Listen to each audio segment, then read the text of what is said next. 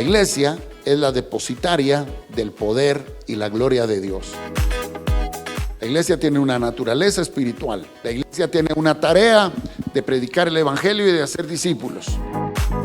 Pero también la iglesia es responsable de tener, de contener, de cuidar, de mantener la gloria de Dios, el poder de Dios. Entonces, para que nosotros podamos afrontar adecuadamente una prueba y para no caer en tentación de pecado, debemos llenarnos de la palabra. En esta nueva temporada, además de continuar nuestro estudio verso a verso de la palabra de Dios, que Mesías es Dios, es 100% Dios y es 100% hombre. El libro de Mateo prueba eso, pero también prueba al mundo que Él es la salvación que necesita. estaremos contando con invitados especiales que nos abrirán su corazón, que nos contarán sus experiencias y que nos ayudarán a vivir una vida de principios y valores fundamentados en la palabra de Dios.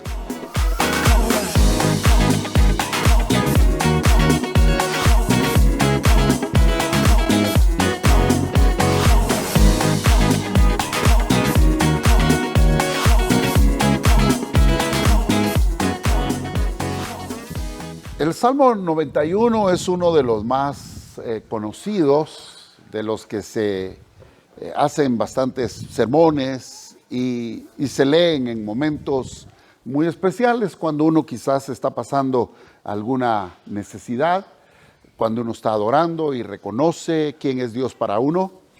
Pero el Salmo 91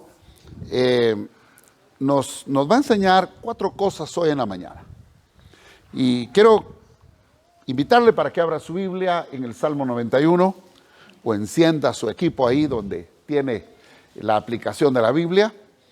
Y le animo para que, además de traer su Biblia cada domingo, haga como los hermanos que traen su cuaderno de notas, traiga su lápiz resaltador para que pueda marcar esos textos que usa Dios para bendecir su vida hoy. Y así poder desarrollar este año una iglesia llena del conocimiento y de la palabra del Señor. El Salmo 91 en su versículo 1 dice: el que habita el abrigo del Altísimo morará bajo la sombra del Omnipotente. ¿Lo puede decir conmigo en voz alta? Digámoslo pues. El que habita al abrigo del Altísimo morará bajo la... Solo ese versículo podría servirnos toda la vida, guiarnos, porque dice grandes verdades acerca de Dios y acerca de cómo Él es para nosotros y qué encontramos en Él. El Salmo 91 no tiene un autor escrito allí como tienen otros salmos, que son de David o son de Salomón o son de algunos otros autores. Este salmo se supone que podría ser de Moisés, ya que el Salmo 90 es de Moisés y el Salmo 91 va muy en la línea de lo que viene hablando el Salmo anterior. Habla del poder de Dios, habla de la presencia de Dios y habla de los que confían en Él y lo que pueden encontrar ahí en su presencia. Yo traje esta Biblia, que es una edición especial en un lenguaje más popular, y que lo tengo desde hace rato. Tengo esta Biblia, imagínense usted, ni la fecha creo que le puse, pero más o menos de 1988, más o menos esta versión que se llama El Libro. Y el Salmo 91 en el versículo 1 dice, en esta versión: vivimos a la sombra del Todopoderoso, amparados por el Dios que está sobre todos los dioses. Es bueno tener varias versiones de la Biblia en varias formas en que se expresa el español, porque de esa manera ampliamos lo que aprendemos de lo que leemos y podemos comprender más su significado. Este salmo es un salmo de confianza. Diga conmigo: confianza. Y confianza es algo que uno necesita llevar en su maleta cuando se va de viaje. confianza es algo que uno debe verse en el maletín cuando uno va a jugar o cuando va a trabajar. La confianza es algo que no debe faltar entre el marido y la mujer. La confianza debe estar entre el empleado y el empleador, entre el gobernante y el gobernado. La confianza debe existir entre los hermanos, entre los amigos. La confianza es algo sin lo cual uno no puede vivir. La confianza es primordial. Diga conmigo, primordial. Y en la serie primordial que iniciamos en enero y continuamos en febrero, estamos hablando de esos elementos sin los cuales uno no puede ir adelante. Les dije en alguna ocasión que si me piden hacer una limonada, pero si no me dan limones, entonces no podré hacer más que agua azucarada, y eso no es limonada, ¿verdad? Entonces el limón es esencial, es fundamental, es primordial para la limonada.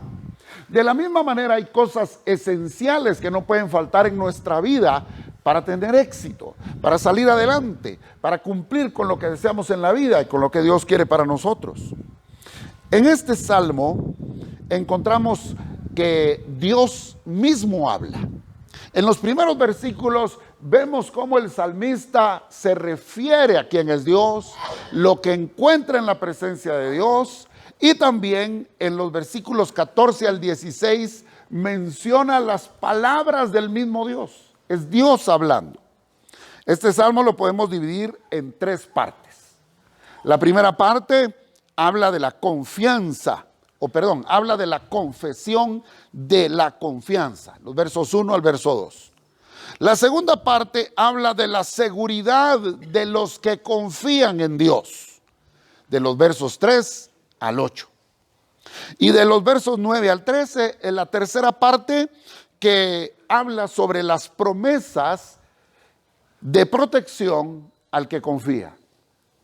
Y la última parte, que es la cuarta parte, que es en la que Dios habla, es una descripción de la protección del Señor sobre aquellos que confiamos en Él. Es el ideal de la fe. Entonces veamos cada una de estas partes. Vaya anotando porque esto es oro para cuando nosotros tenemos nuestro devocional cada día en la semana. Veamos el versículo 1 y el versículo 2 del Salmo 91. Y vamos a estudiarlo de una manera sistemática y vamos a hacer una exégesis muy sencilla, pero valiosa, porque es un ejercicio de poderle entender, sacarle a la escritura lo que quiere decir. ¿Está conmigo? Vaya. Vamos pues al Salmo 91, verso 1 y verso 2. Repitamos. El que habita al abrigo del Altísimo morará bajo la sombra del Omnipotente. Versículo 2. Diré yo a Jehová, esperanza mía y castillo mío, mi Dios, en quien confiaré. Bueno, ya di un contexto más o menos para ubicarnos, que este salmo es un salmo de confianza. El autor posiblemente es Moisés y se escribe alrededor de unos 3,000 años antes de Cristo, 4,000 años antes de Cristo.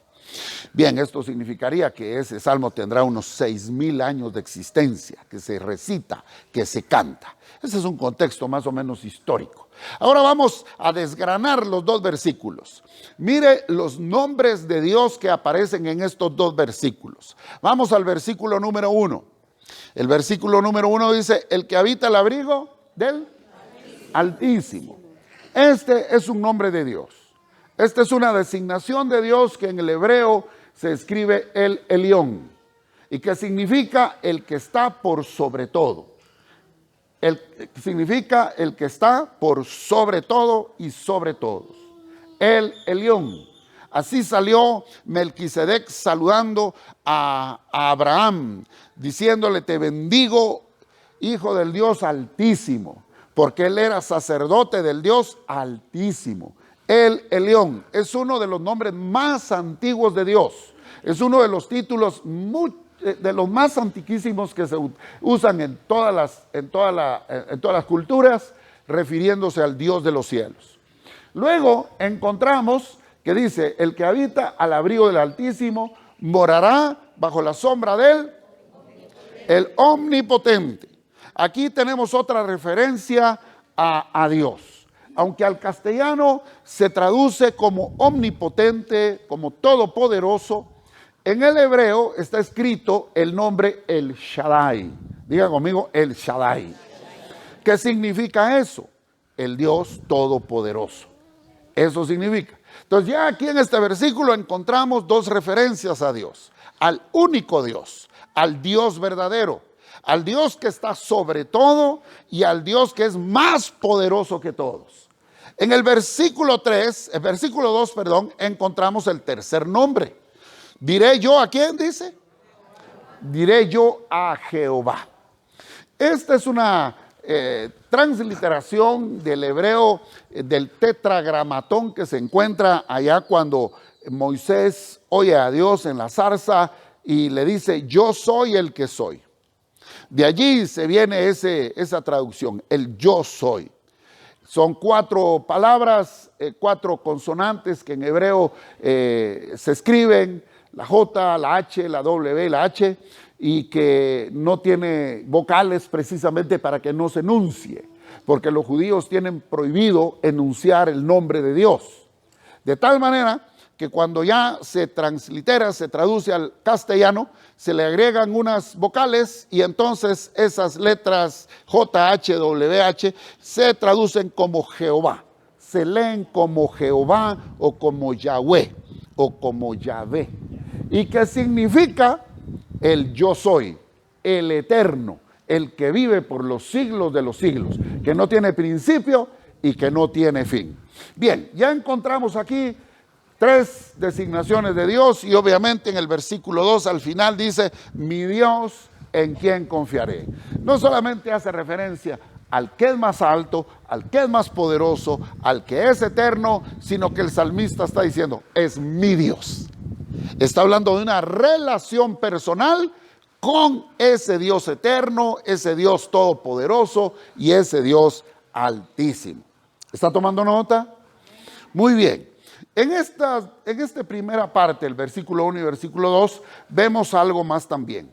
Vemos la confianza que se puede ver. Versículo 1, por favor, dice, el que habita al abrigo del Altísimo morará bajo la sombra del Omnipotente. Está diciendo habitar, está utilizando el verbo morar, que significa vivir en un lugar. Morar significa vivir en un lugar siempre, hacer casa allí.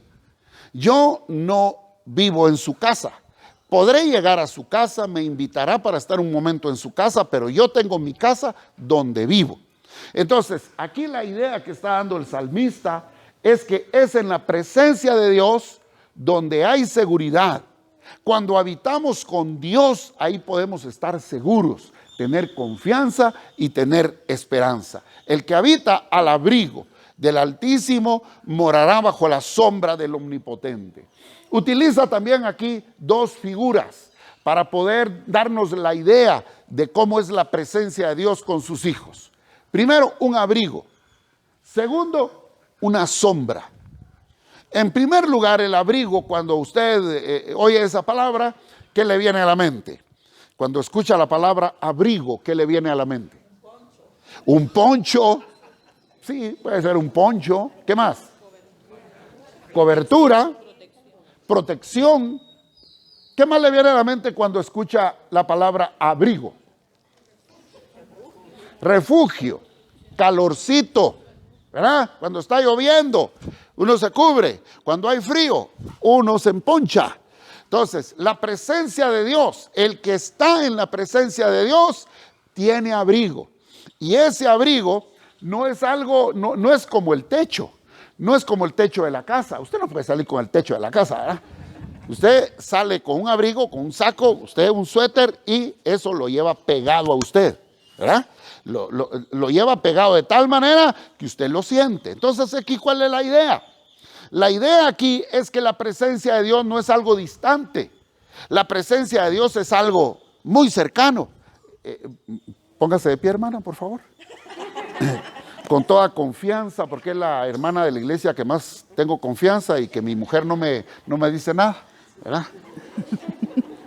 Esto es el abrigo de Dios. O sea, algo tan cercano, algo que está pegado al cuerpo, ¿verdad? Yo soy el poncho de tripas de mi mujer. Cuando tiene frío, me jala. Gracias. Esa es la idea, ¿verdad? Un abrigo que está cerca de uno, que lo abraza, la presencia de Dios. Entonces, ¿qué es preciso para sentirse uno seguro, sentirse protegido en Dios? Estar bien cerca de Él, de tal manera que lo abrace a uno. Ahora, hay ideas que nos ha metido la religión de que nadie se puede acercar con las manos sucias, nadie se puede acercar a Dios con las manos sucias. Sin embargo, Dios sí se acerca a uno. Había un leproso que se acercó a Jesús y le dijo: Señor, si tú quieres puedes limpiarme, puedes sanarme. Le dijo: no solamente puedo, le dijo, quiero. Y lo abrazó. Eso lo tenían prohibido en ese momento los rabinos, los maestros, porque esa enfermedad era contagiosa y era una como ilustración del pecado, pero él lo abrazó. Así nos abraza el Señor, no importa cómo estemos, si buscamos su presencia. Por otro lado dice: el que habita el abrigo del Altísimo morará bajo la sombra del Omnipotente. ¿Cuándo busca usted una sombra? Cuando tenemos mucho calor y el sol está aquí, ¿verdad? Por ejemplo, aquí los que están un ratito aquí buscan ahí la sombrita. Pero esta sombra no solamente aquí se refiere a una sombrita, ¿verdad? Algo ahí que uno se refresca, sino habla de la sombra que da una gran montaña. Cuando hay una montaña y el sol pasa por atrás, la sombra de esa montaña es enorme, ¿verdad? Entonces la idea de esta sombra es que la protección de Dios nos llega hasta donde nosotros vayamos. Nosotros vamos a estar cubiertos con su sombra, con su protección y su presencia, no importa dónde estemos, porque Dios es grande. Dije que Dios es grande. Amén. Muy bien. Entonces, en la primera parte, ¿qué podemos aprender ya al haber visto estos aspectos importantes? Número uno, que podemos depender totalmente de Dios. Diga conmigo: dependencia total. Eso, hermano, un Dios así, ¿qué más se le puede pedir?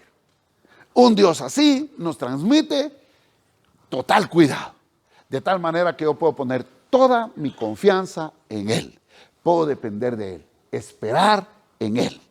Él tiene a mi familia en sus manos, Él tiene mi trabajo en sus manos, Él puede hacer lo que yo no puedo hacer, mi salud está en sus manos, Él es capaz. Amén. Amén.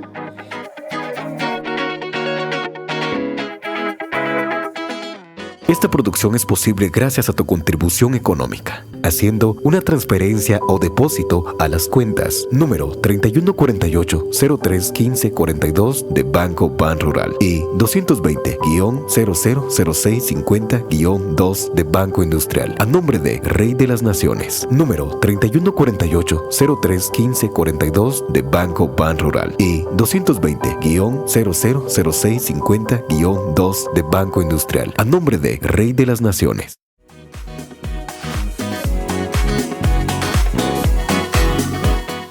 Dios quiere que crezcamos. Dios quiere que nos desarrollemos. Dios quiere que demos más fruto.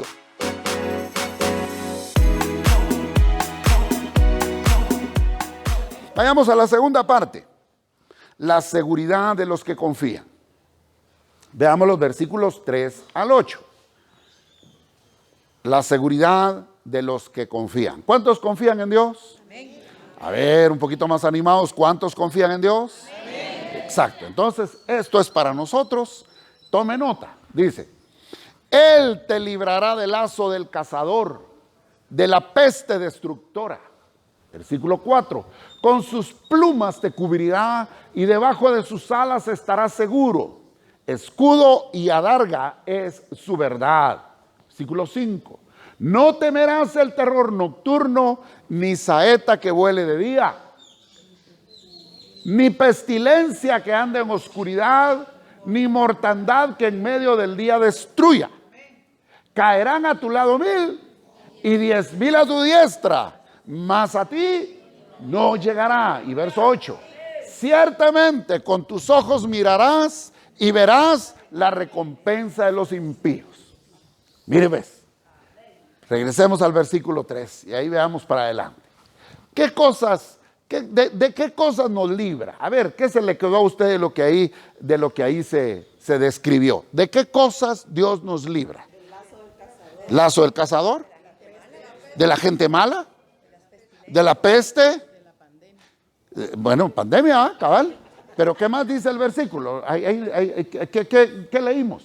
La peste destructora, del lazo del cazador, de las flechas, ¿verdad? Del terror nocturno. Bah. Esa es otra razón por la cual se cree que el autor fue Moisés. Porque esto podría hacer referencia a la experiencia de Israel, ¿dónde? En Egipto, para las 10 plagas, ¿verdad? ¿Verdad? Y ahí cayeron miles, cayeron los primogénitos de los egipcios, pero los israelitas donde se marcó de sangre las casas, ahí no entró el ángel de la muerte, ¿verdad? Entonces cayeron miles a los lados de ellos, pero a ellos no les llegó. Ok, ¿qué otra cosa vamos a aprender? ¿De qué otras cosas nos libra? De los peligros, de la enfermedad, de los daños y de los enemigos. Mire el versículo 7 y el versículo 8. El versículo 7 dice, caerán a tu lado 1000 y 10,000 a tu diestra, mas a ti no llegará. Versículo 8, ciertamente con tus ojos mirarás y verás la recompensa de... Esto significa que Dios también nos libra en nuestro camino de aquellas personas que nos quieren ver el mal. Diga conmigo, la venganza no es mía. La venganza es de Dios. Como dicen aquello, ¿va? La venganza, ¿cómo dice? Mata el alma. Mata el alma y envenena, algo así, ¿verdad? La venganza nunca es buena. Mata el alma y envenena. Primera de Ofe 1:1. Pero algo así va, ¿verdad? La venganza no es nuestra. Levante su mano derecha. A ver, están muy ahí con frío. Levántala, póngala sobre su vecino. Por favor, póngala sobre su vecino y dígale, no te vengues. No te vengues. La venganza es mala. Mata el alma y envenena. ¿Verdad? Porque la venganza es ¿de quién? De Dios. Nosotros lo que estamos llamados es a bendecir a los que nos maldicen. A no cobrarles a los que nos hacen daño. Perdonar.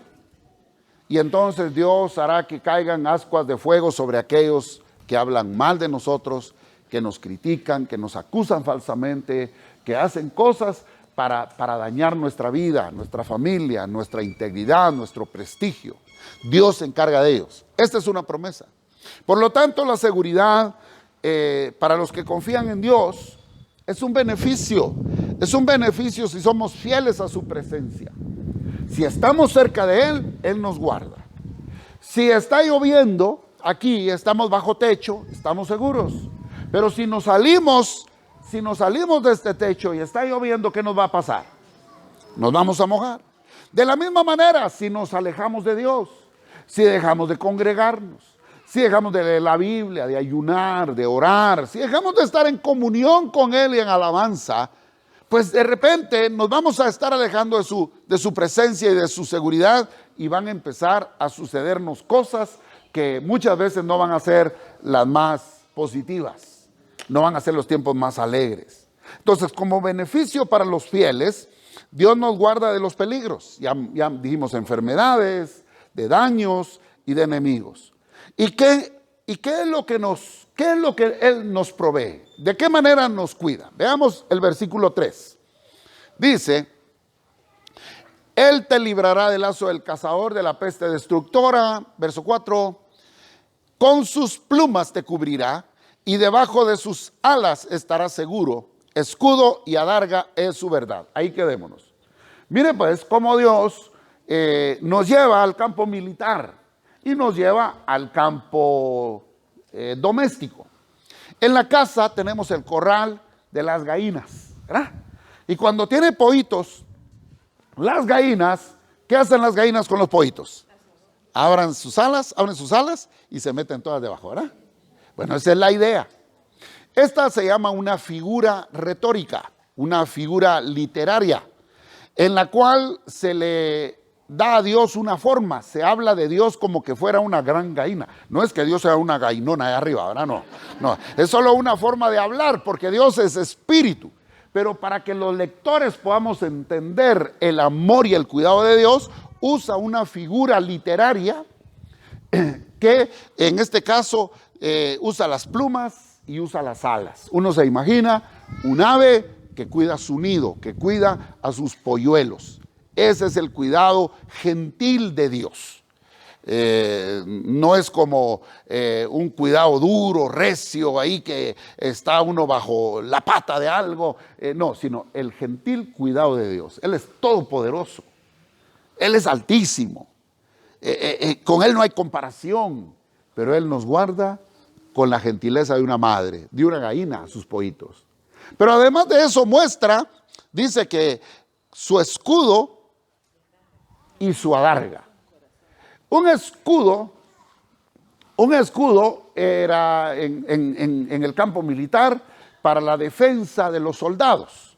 Generalmente en una mano llevaban la espada o la jabalina y en el otro brazo llevaban un escudo. Y un escudo hecho de madera o hecho de metal o hecho de algún material muy fuerte, muy duro, que pudiera aguantar los machetazos y también librarse de los dardos de las flechas, era generalmente de la altura del soldado.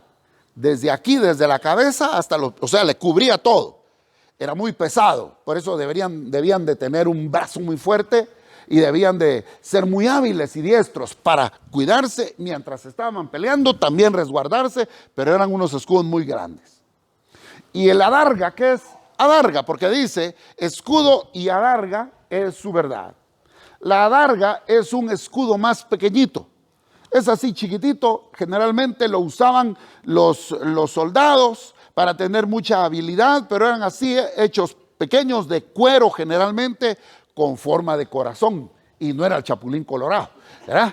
Pero era más o menos de esa forma. ¿Por qué? Porque les cubría y en el centro tenía como una manera de ver, ¿verdad? Se cubría, era muy hábil, era chiquito, pero con eso podía cubrirse. Entonces, lo que aquí nos está diciendo la Escritura es que la verdad, diga conmigo la verdad, su palabra, la doctrina, el conocimiento de Dios, lo que nos enseñan las Sagradas Escrituras, se van a convertir en nuestro escudo. Dios, a través de su palabra, nos protege de la mentira, nos protege del error, nos protege del pecado, nos protege del engañador, del diablo, nos protege con un gran escudo, o nos protege también con un escudo más pequeño que la adarga, para que nosotros no dejemos de movilizarnos, sino que tengamos esa habilidad. ¿Está conmigo? Muy bien, la segunda parte entonces es la seguridad de los que confían. La tercera, que va de los versículos 9 al 13, son las promesas de protección al que confía. Hasta aquí hemos aprendido quién es Dios y cómo están los que están en su presencia. Número 2, también aprendimos en esta segunda parte cómo es que Dios nos protege. Pero en la tercera parte nos hace promesas específicas el Padre.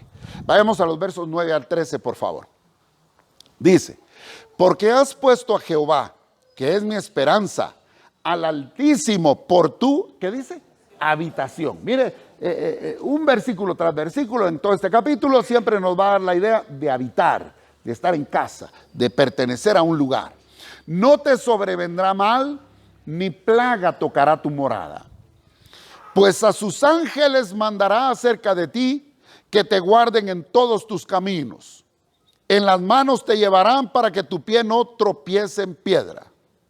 Sobre el león y el áspid pisarás, hollarás al cachorro de león y al dragón. Muy bien. En esta sección lo que podemos ver son las promesas de protección al que confía. Estas son promesas de Dios para nosotros. Estas son promesas de Dios para aquellos que están cerca del Señor. En primer lugar, el habitar con Dios da esperanza. El Altísimo es nuestra propia casa. Yo no voy donde está Dios. Aquí en esta iglesia no está Dios. Sí está, pero no venimos aquí porque solo aquí está Dios. No, nosotros estamos en Dios. Cuando cada uno de ustedes llega aquí, es como que trajeran un poquito más de Dios y más de Dios y más de Dios, porque cada uno viene en Dios. Amén. Entonces, como es nuestro abrigo, es nuestra habitación, nosotros somos como una casa rodante. Donde vamos, ahí va el Señor. Donde estamos, ahí estamos con Él.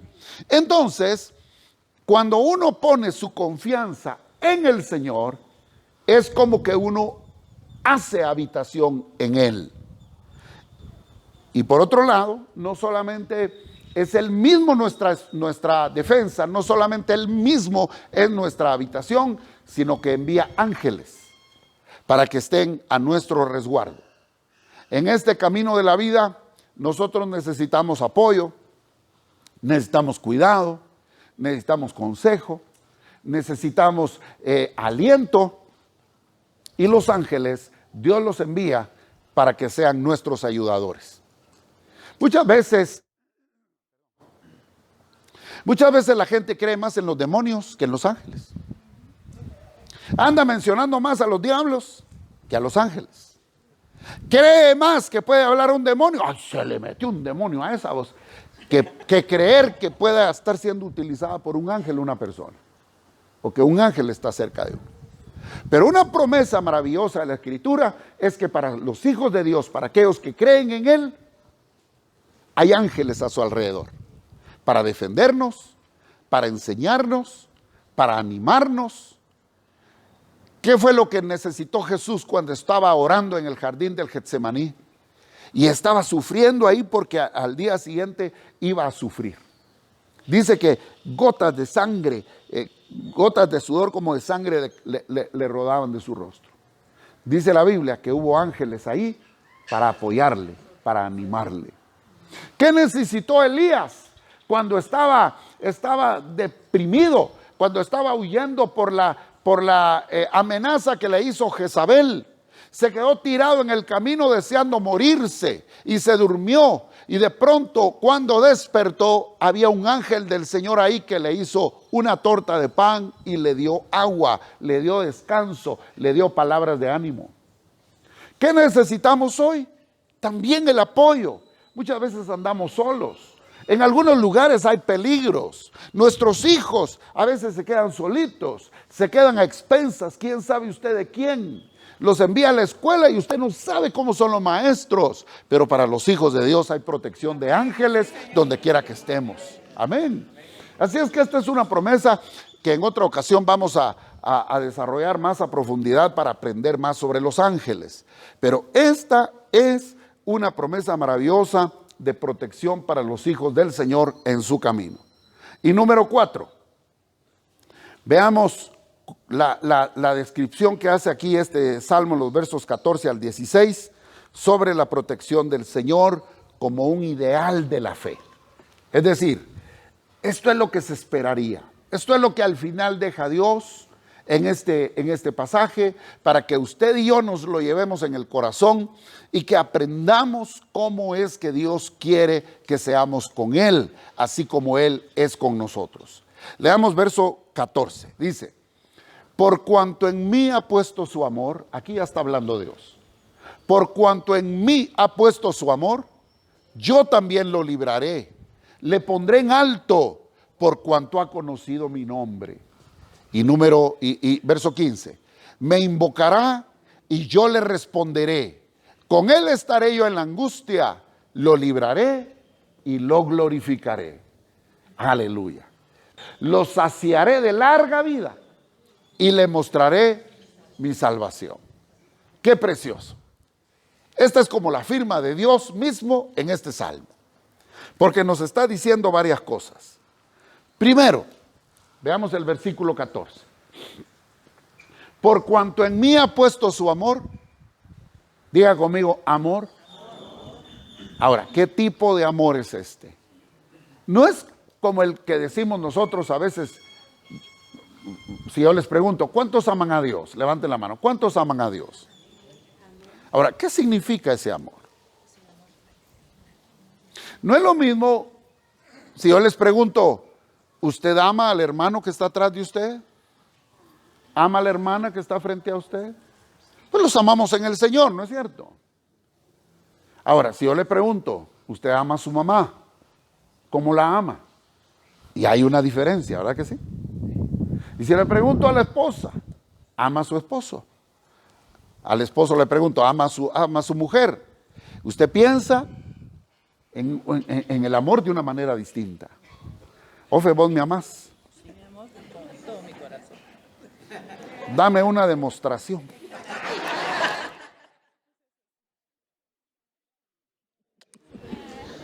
Es que hay una clase de amor que no es como todos, ¿verdad? O sea, yo la amo a usted, pero yo no puedo hacer con usted lo que hago con ella, ¿verdad?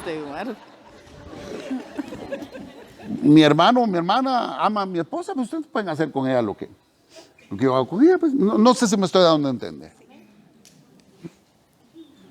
El amor que Dios tiene con nosotros es un amor distinto. Él ama la naturaleza, pero a nosotros nos ama más que a la naturaleza. Él ama al mundo, como dice Juan 3:16, de tal manera amó Dios al mundo, pero más nos ama a nosotros sus hijos. Amén. Ese amor del que habla este versículo es un amor que abraza, es un amor íntimo y es un amor que se prende. El amor de Dios es un amor para con sus hijos, que lo hace a uno de hijo prenderse a él. Es un amor que lo prende a uno. Y dice, por cuanto en mí ha puesto su amor, yo también lo libraré. Oiga, el que se acerca a Dios automáticamente está libre. Ya ni siquiera tenemos que decir, Señor, líbrame, Señor, ayúdame, Señor, protégeme. Si usted ama al Señor y está pegadito, pegadita así con el Señor, usted automáticamente está cubierto, está bendecido. Es un amor de la clase que abraza, que se aferra. Ahora, vayamos terminando. ¿Cuál es la clave? Vamos al verso 16. Él nos libra, Él nos bendice por el amor que le tenemos y que nos tiene, pero ¿cuál es la clave?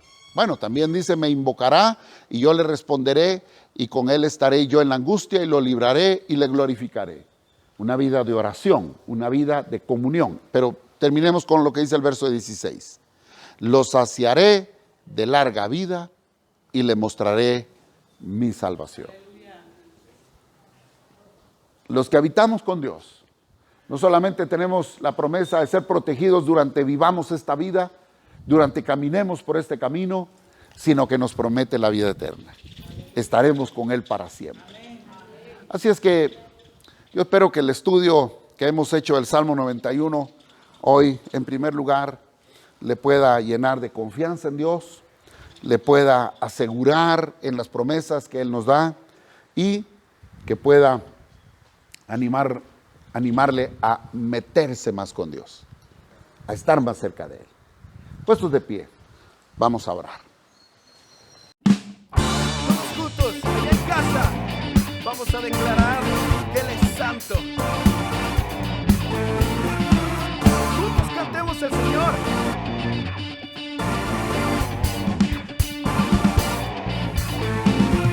Todas las naciones hablan de tu nombre. Todo ser creado confiese que Él es Dios. Todas las criaturas se rinden a su nombre. Todo el firmamento confiese que Él es Dios. Confesamos que tú eres santo. Hoy confesamos que tú eres digno. Confesamos que tú eres santo. Inigualable eres tú.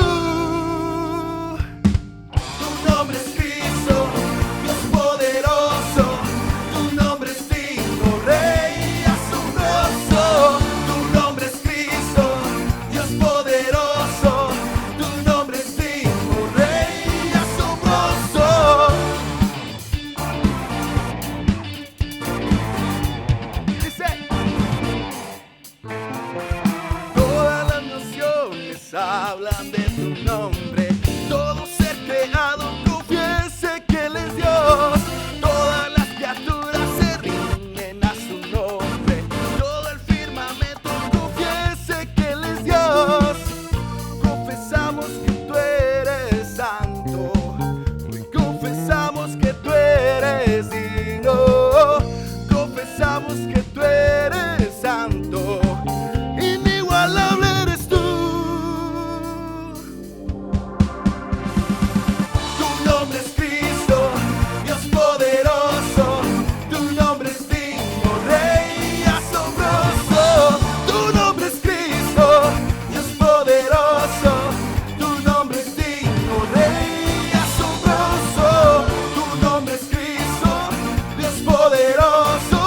Tu nombre es digno, Rey asombroso. Tu nombre es Cristo, Dios poderoso. Tu nombre es digno, Rey asombroso.